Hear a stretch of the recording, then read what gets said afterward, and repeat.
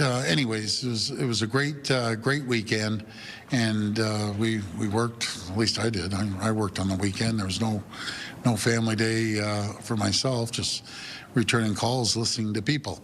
Right off the hop, I got a lot of calls from students about OSAP, and there were interesting calls. I returned every one with a standard statement, but I wasn't getting hundreds, I was getting thousands.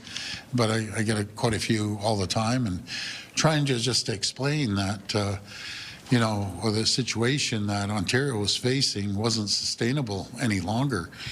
We're putting in, by next year, $7 billion a year into our colleges and universities.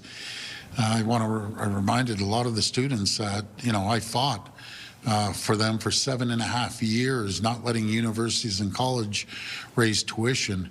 And I don't think anyone had a problem with that, but I was getting massive pressure from the sector to do that. And finally, we did it. And then OSAP as well.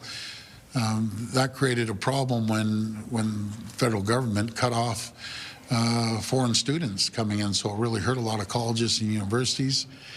I support the students, our #1 selling feature when companies come from around the world.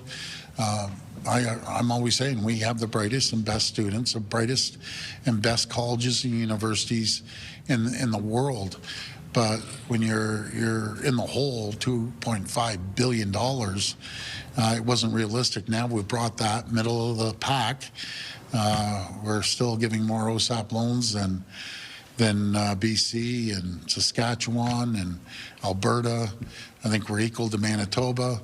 So I'm always there to support it. But I mentioned to the students, you have to invest in your future, into in-demand jobs, because a lot of the students, I'm not one to say, like you're picking basket weaving courses, and there's not too many baskets being sold out there. Go into healthcare, go into trades, go into jobs of the future. Focus on STEM, science, technology, engineering, and math. Those are where the jobs are. And then we're accountable to the taxpayers too. They want to know the courses these students are picking and that the taxpayers are paying, that they're actually going to graduate and move forward in that sector that we need. So I'll always be there to invest in colleges and universities. Again, I think this year or coming year will be up to $7 billion. That's $3 billion more than the previous Liberal government.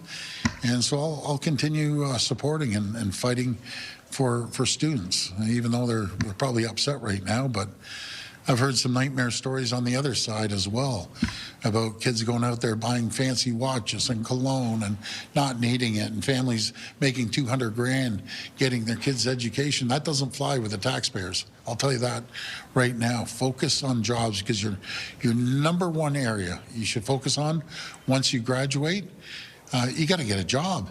And a lot of times kids will graduate and figure out, oh, well, there's no basket manufacturing. I should have maybe picked something else. Focus on jobs of the future, and you will have a job when you come out of college or university.